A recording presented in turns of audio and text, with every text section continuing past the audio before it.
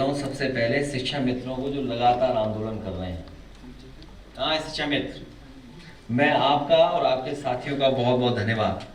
69,000 सहायक शिक्षा भर्ती आंदोलनकारियों का भी मैं धन्यवाद देना चाहता हूँ कि लगातार संघर्ष कर रहे हैं। इनसे बड़ा संघर्ष किसी ने नहीं किया। बैठो। बेसिकली हम लोग आपसे निवेदन करना चाहते हैं, जो हमारे सभी साथी हैं, स्कूल मर्जर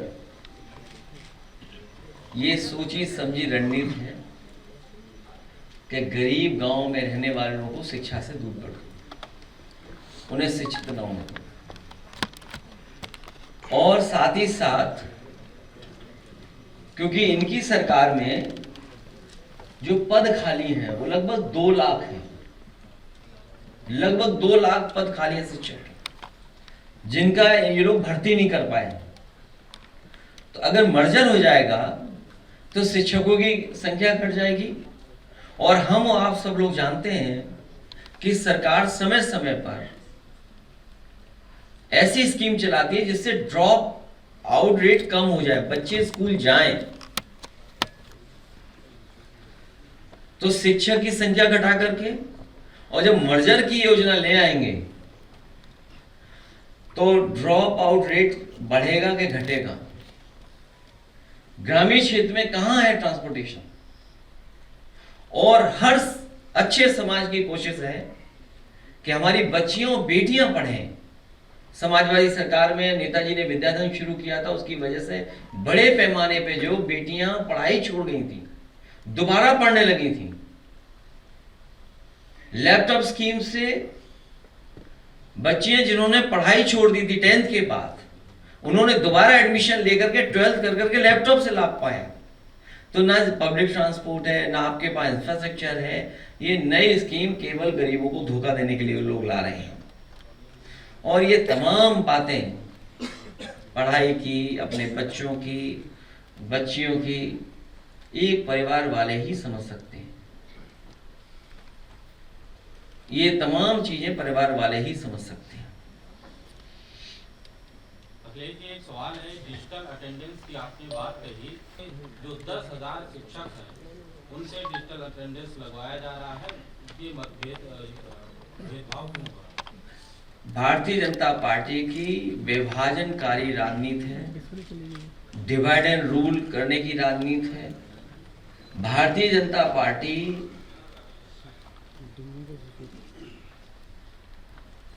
वो पॉलिटिकल पार्टी है जो जिस विचारधारा को कभी अंग्रेजों ने बनाया था, उसी विचारधारा को पॉलिटिकल आवाज भारतीय जनता पार्टी देती है। जो अंग्रेज डिवाइड एंड रूल का फार्मूला दे गए थे, उसी पर भारतीय जनता पार्टी आज भी चल रही है।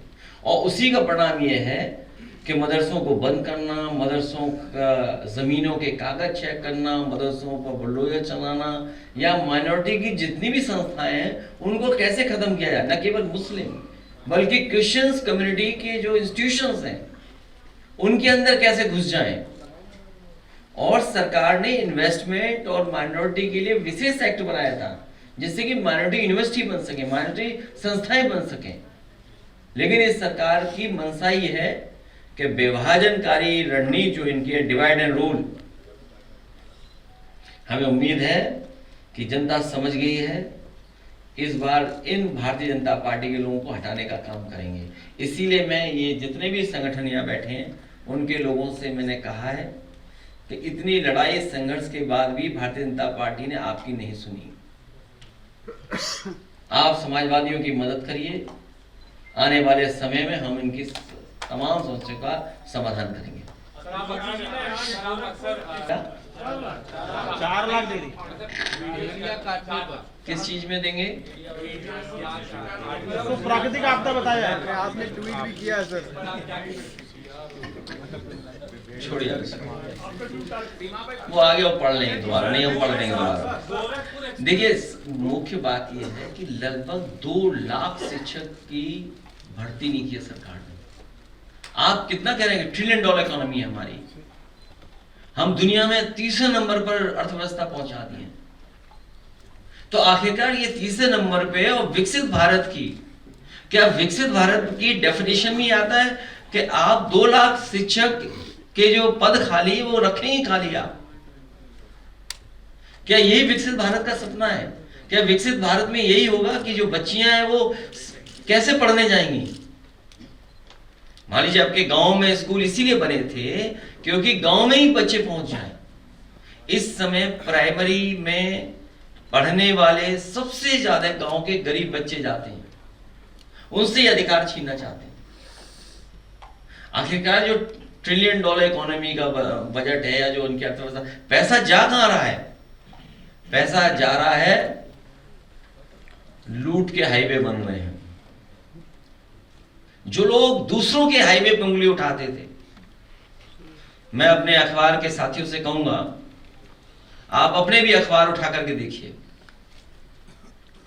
जो सरकार बनने के बाद किस तरह के स्टेटमेंट आते थे, कितनी रजिस्ट्रियां चेक हुई थी, कितना करप्शन की बात होती थी। आज सबसे महंगा हाईवे बना है। कल तक तो हम अखबार में ढूंढते थे, कल तक, आज नहीं, कोई अखबार में रेट नहीं लिख रहा था कि हाईवे कितने हजार करोड़ का बना है। लेकिन मैं धन्यवाद देना चाहता हूं कि आज सभी अखबारों ने लगभग लिखा है 7,000 करोड़ का हाईवे है। और कब बन जाना चाहिए था? 2,000 अगर किसानों के लिए मुआवजे पे गया तो 5,000 करोड़, मतलब अगर 5,000 करोड़ को हम डिवाइड कर दें 91 किलोमीटर की सड़क से, तो लगभग 50 करोड़ से ज्यादा पर किलोमीटर बना है। वही 4 लेन हाईवे, वो एक्सप्रेसवे नहीं है। हमारे मुख्यमंत्री जी सड़क, 4 लेन और एक्सप्रेसवे में अंतर ही नहीं जानते हैं। और अगर अंतर जानते होते और कभी किताब उठा करके देख लेंगे इंडियन रोड कांग्रेस क्या कहती है, इंडियन रोड कांग्रेस के जो मानक हैं, क्या उन मानकों के तहत ये सड़क बनी है? और जिसने भी मानकों से खिलवाड़ की है, क्या ये सरकार ऐसे अधिकारी के खिलाफ कभी कार्रवाई करेगी?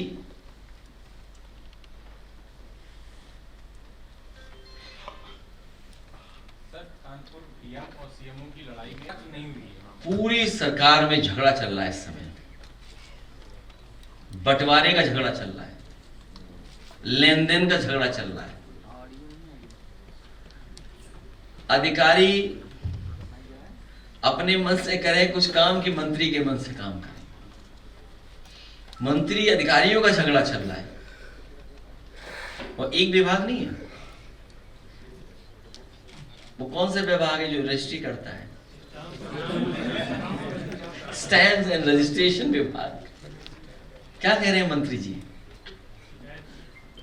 मंत्री जी क्या कह रहे हैं, सोचिए आप। और हम तो, आप लोग डीसीएम और ओसीएम को न जाने क्या क्या समझते थे, कैसे संबंध है डीसीएम और ओसीएम में। सुनने में आया है कि डीसीएम ने लिख करके शिकायत की है कि उनके विभाग के भी अधिकारी ने उन्हें कुछ नहीं दिखाया, लिस्ट ही नहीं दिखाई कि ट्रांसफर किसके हो गए, किसके होने हैं। स्वास्थ्य विभाग में ये चल रहा है।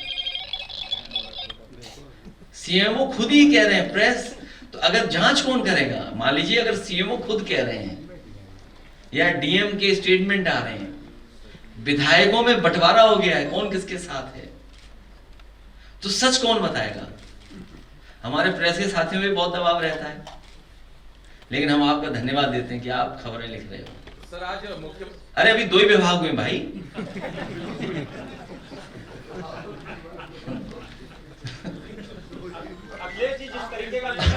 अभी तो 2 ही विभाग हुए हैं। और मैं यहां पर बैठा था, एक साथी आए, व्यक्ति आए, अपना कुछ काम रहा होगा अधिकारियों से, तो हम और लीडर पोजिशन थे। हमने क्या काम है, तो बताया वहाँ रेट है, वहाँ 3 लाख के ट्रांसफर का रेट है। सोचिए आप, एजुकेशन डिपार्टमेंट में, सोचिए आप। एक और विभाग जो गांव का काम करता है, गांव के काफी काम करता है जिसमें आपको हमको श्लोक सुनने को मिला था, भजन सुनने को मिला था। किसी अधिकारी या किसी ने प्रेस ने पूछ लिया था कि आपके विभाग में बेईमानी चल रही है, तो उन्होंने श्लोक सुना दिया था, भजन सुनाया था, याद होगा आपको। वहां तो यह है कि भाई एक ही इंजीनियर, दूसरा आ गया तो दूसरा, तीसरा आ गया तो तीसरा, घूम रहे हैं बेचारे। तो जो घूम ही रहे हैं वो क्या काम करेंगे? एजुकेशन हो, एजुकेशन के कई विभाग हैं, मतलब सॉरी कई उसमें है, बड़ा विभाग, बड़ा डिपार्टमेंट है, प्राइमरी जाने कौन से हायर तक ना सब चल रहा है। Higher means higher. Registration department का पता ही लेके, स्टैम्प रजिस्ट्रेशन का, पीडब्ल्यूडी का आपको सबको पता है। जगह जगह लोग डामर उठा ले रहे हैं, यूं डामर उठा ले हैं, बताओ आप। नगर विकास कौन सा शहर है जहां पानी बरसा और नालियां न चौक हो गई हो? सोचिए आप, कोई शहर हमें बता दो। और सबसे ज्यादा वहां चौक हो रही जो स्मार्ट सिटी है। स्मार्ट सिटी के लिए अलग से बजट है। सोचो, ड्रेनेज नहीं है। अच्छा, जहां पानी भरता है हमें लगता है ये गोरखपुर है, लेकिन फिर हमें बताना पड़ता है ये गोरखपुर नहीं है, मथुरा है, ये गोरखपुर नहीं, ये आगरा है, ये गोरखपुर नहीं है, उन्नाव है। सोचिए, जिन लोगों को दिल्ली लखनऊ से बजट मिला हो, दोनों जगह से बजट मिला हो, सब कुछ इनका है, मेयर इनके, मंत्री इनके, सरकार इनकी, दिल्ली सरकार इनकी, उसके बाद पानी भर रहा। सोचो, नाली नहीं बना पा रहे, सब पैसा नाली सफाई का खा गए लोग, नदियों का पैसा खा गए। करप्शन इतना उत्तर प्रदेश ने कभी नहीं देखा जितना करप्शन इस समय सरकार में है। और मनमानी है, मनमानी है। और लापता है अधिकारी, लापता, वो मुख्यमंत्री आवास में ही होंगे। अखिलेश जी, आजमगढ़ में योगी आदित्यनाथ ने कहा कि जब डी कंपनी को एक्सप्लेन कर दो तो हम बताएं डी कंपनी कौन सी है? Development company?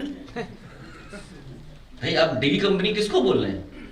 आगे उन्होंने ये भी कहा है नहीं, जैसे हम ये जानना चाहें, मान लो आपसे नहीं, मतलब मुख्यमंत्री जी से, आपके माध्यम से, जी जी, क्योंकि आपने मुख्यमंत्री जी के सवाल पूछा है कि डी कंपनी, डी कंपनी कौन होती है? डी कंपनी किसने रोका है? डी कंपनी के लिए, डी कंपनी से आप, डी कंपनी किसको बोलते हैं?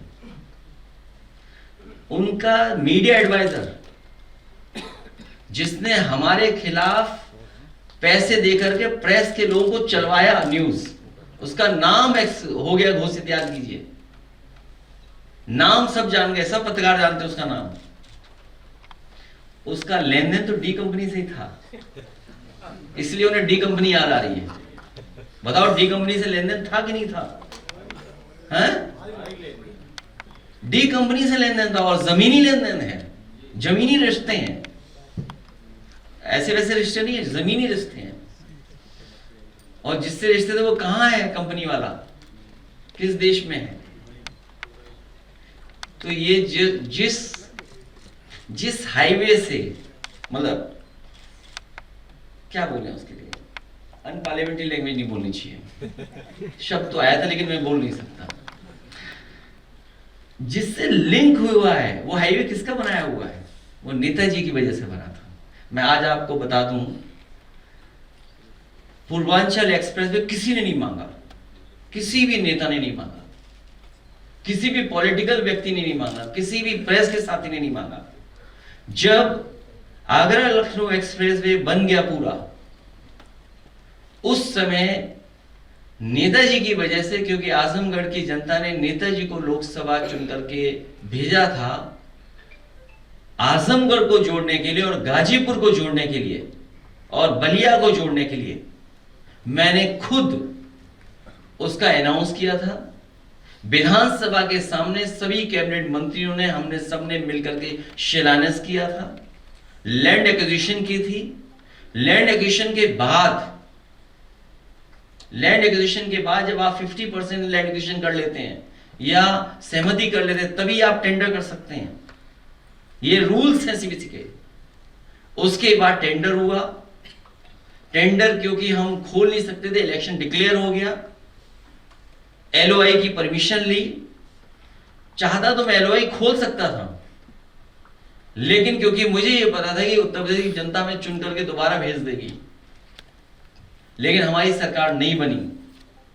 ये लोग सरकार में आए, जिस मानक से समाजवादी पूर्वांचल एक्सप्रेसवे बनना था, इंडियन रोड कांग्रेस के मानक से बनना था। इंडियन रोड कांग्रेस के मानक थे कि मीडियन कितना होगा, कितनी हाइट का होगा, उसके आसपास कितनी ग्रीनरी होगी, वे साइड अम्यूनिटीज होंगी, लाइट कैसे लगी, पूरी डिजाइन हुआ था। हमारी सरकार नहीं बनी, एलओआई इशू नहीं कर पाए, इन्होंने टेंडर कैंसिल किया और टेक्निकल फाइनेंशियल उन सब मानकों को इन्होंने नीचे किया और अपने ठेकेदारों को ऑबलाइज करने के लिए इन्होंने टेंडर कैंसिल कर करके अपने ठेकेदारों से बनवाया। और इसीलिए आगरा लखनऊ चले जाओ तो उछल के नहीं जाते हो आप, पीठ में दर्द नहीं होता। अगर आप पूर्वांचल पे चलते जाओगे तो पूर्वांचल के लोग जानते होंगे। इसलिए मैं आज कहना चाहता हूं, आने वाले समय में समाजवादी सरकार बनने जा रही है। आगरा लखनऊ से बेहतर हमारा पूर्वांचल का एक्सप्रेसवे का हम लोग दोबारा काम कराएंगे, जिससे कि पूर्वांचल एक्सप्रेसवे बेटर दिखाई दे। उसी से लिंक जोड़ लिया, बोला ये हमारा गोरखपुर हो गया। और कब बनना था सोचिए आप, और अभी तक नहीं बन पाया। और इसी हाईवे को वहां आगे जाना था, बिहार तक जोड़ना था। पखनपुरा गाजीपुर से अभी तक 1 इंच जमीन एक्वायर नहीं की है सरकार ने, सोचिए आप।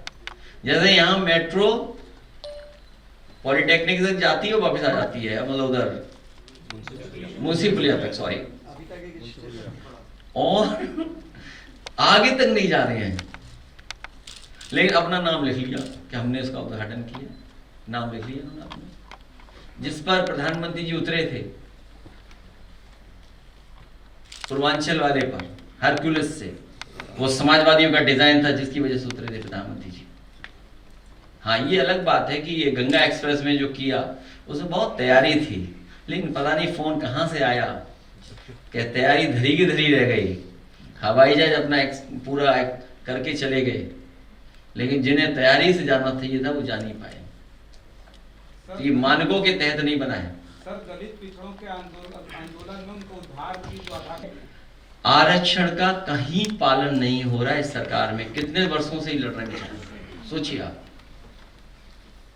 तो सर, वो 1848 में उसकी शुरुआत हुई थी, ज्योतिबा फुले ने जब शुरुआत की थी तो उसके बाद बहुत विरोध हुआ था। तो पिछले दिनों मैं जो दलित पिछड़ा आंदोलन में जो कैडर का हिस्सा में रहा हूँ, उसमें ये साफ तौर पे बताया गया था कि जब ये मान्यता मिली, ब्रिटिश सरकार तैयार हुई कि नहीं ठीक है विद्यालय दलितों पिछड़ों के लिए खोले जाए, उसके बाद जो है ये जो आंदोलन था, आजादी का आंदोलन, वो तेज हुआ। तो लोग कहते हैं कि ब्रिटिश सरकार ने अगर दलितों पिछड़ों को पढ़ाई का अधिकार नहीं दिया होता तो वो आंदोलन इतना तेज नहीं हुआ होता। तो क्या लगता है कि वो दौर फिर वापस लाना चाहते हैं? 27,000 प्राथमिक विद्यालय एक बहुत लंबी लड़ाई के बाद आरक्षण मिला है। बहुत लंबी लड़ाई के साथ हम सब लोगों को मिलकर के इस आरक्षण को और बाबा साहब भीमराव अम्बेडकर जी का संविधान को बचाना पड़ेगा। सर, ये तो बहुत बड़ी चुनौती है। आप हमेशा आधुनिक तकनीक के सपोर्टर रहे। जहाँ तक मैं जानता हूँ, यूपी में सबसे पहले जीडीपी आपने कृषि विभाग और समाज कल्याण विभाग में लागू की, इसका श्रेय आपको जाता है। लेकिन टीचर्स की जो डिजिटल अटेंडेंस लग रही है, इसके समाजवादी पार्टी के हाथ क्यों? हम इसलिए खिलाफ हैं कि शिक्षक अगर खुश होके जाएगा तो अच्छी पढ़ाई कराएगा, उस पर पाबंदी क्यों करना चाहते हैं आप? इंफ्रास्ट्रक्चर क्या है उसके लिए? हाउसिंग है नहीं आपके पास। अगर मान लीजिए आप स्कूल में भेज रहे हैं उसको, क्या हाउसिंग प्रोवाइड कर रहे हैं आप? कहां रहेगा शिक्षक? क्या एकोमोडेशन आपने तैयार किया वहां पर? और फिर एक ही शिक्षक से न जाने कितने काम करवाते हैं आप। तो अगर आप एजुकेशन को बेटर करना चाहते हो तो टीचर के पास केवल टीचिंग हो और टीचिंग के लिए उसे पूरा टाइम मिले।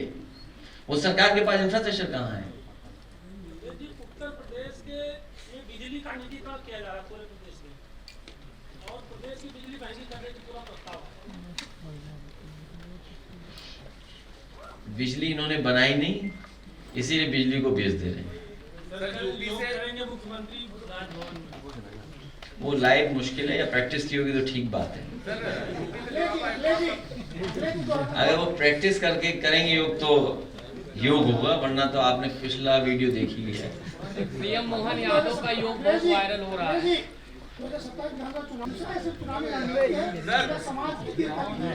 सर एक सवाल है सर, उत्तर प्रदेश की बात चल रही है। उत्तर प्रदेश में एक सीबीआई जांच चल रही थी लगातार, उसमें 14 नोटिस दिए गए यूपी पीएससी में जो 2010 में एपीएस भर्ती हुई थी। अब सीबीआई ने कहा कि हम जांच बंद कर देंगे क्योंकि उत्तर प्रदेश सरकार से कोऑर्डिनेशन नहीं मिल रहा है। सरकार ने बनते ही 2017 में जांच के आदेश दिए और अब खुद मुख्य सचिव से लेकर सब लोग उसको मना कर रहे हैं।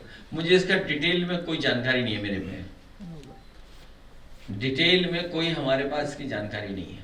तो 2010 एपीएस भर्ती की मेरे पास कोई जानकारी नहीं है इसके बारे में। अखिलेश जी, भाजपा कह रही है कि किसानों की आय हमने दोगुनी कर दी, लेकिन हमारे मलिहाबाद विधानसभा में लगातार किसान आम लेकर उसका विरोध जता रहे हैं। लोगों को उनकी आय का बिल्कुल लाभ नहीं मिल पा रहा। हमारे एक साथी ने पीडीए को लेकर के पूछा था। ये पीडीए हमारा इमोशनल नारा है, भावनात्मक नारा है, हमारा सामाजिक कार्यक्रम नारा है, जोड़ने वाला नारा है।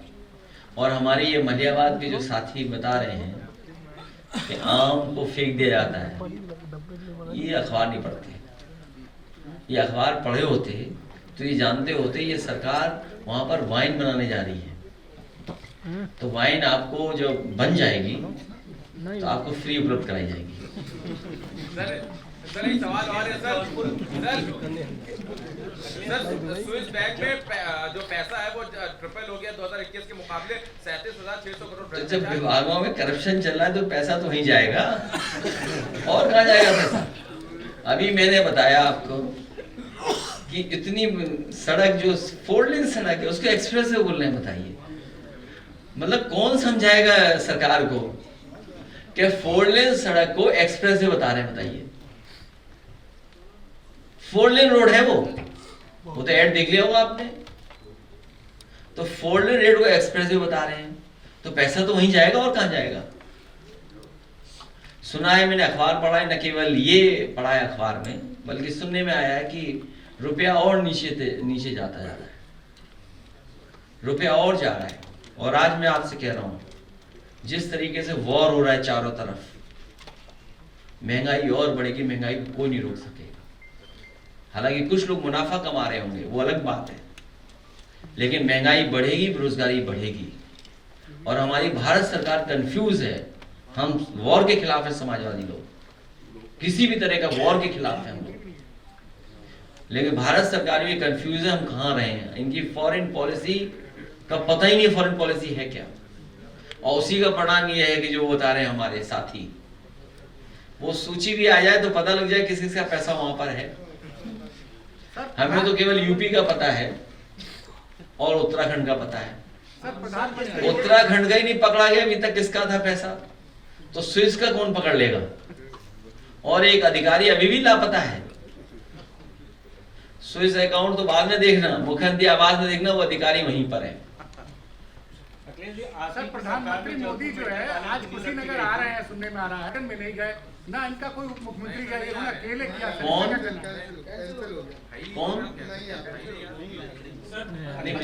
सरकार बदलो, बिल्कुल बदलेंगे भाई। सरकार बदलो तभी डॉक्टर आएंगे, सरकार बदलोगे तभी आउटसोर्स खत्म होगा। अखिलेश जी, आप अक्सर जाते हैं। अभी एक शिक्षक पे हमारा ऐड बना हुआ है, वो मैं कहूंगा कि ऐड दिखाएं।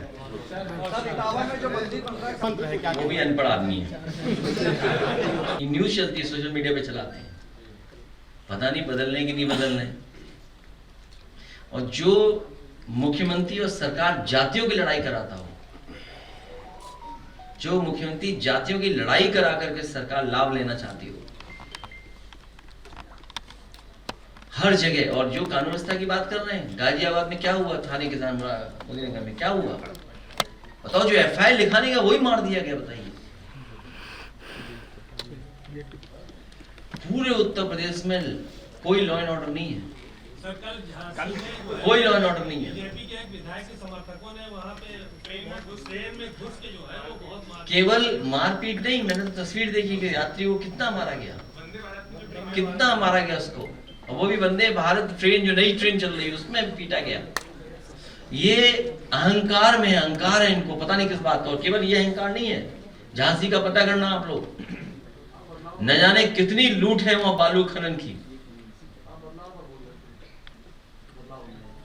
अब बदलाव तो आप ही लोगों के माध्यम से पता लगता है कि बदलाव होने जा रहा है, जब डीसीएम ओसीएम एक दूसरे की नहीं सुन रहे। उत्तर प्रदेश का आने वाला कौन? अभी तुम्हारा ये मोबाइल छोटा है, कैमरा छोटा है, और तुम्हें अभी हराया बीजेपी को हम लोगों ने। हाँ, हरा दिया बीजेपी को, इसी से हराएंगे, पीडीएस ही हराएंगे। बहुत धन्यवाद।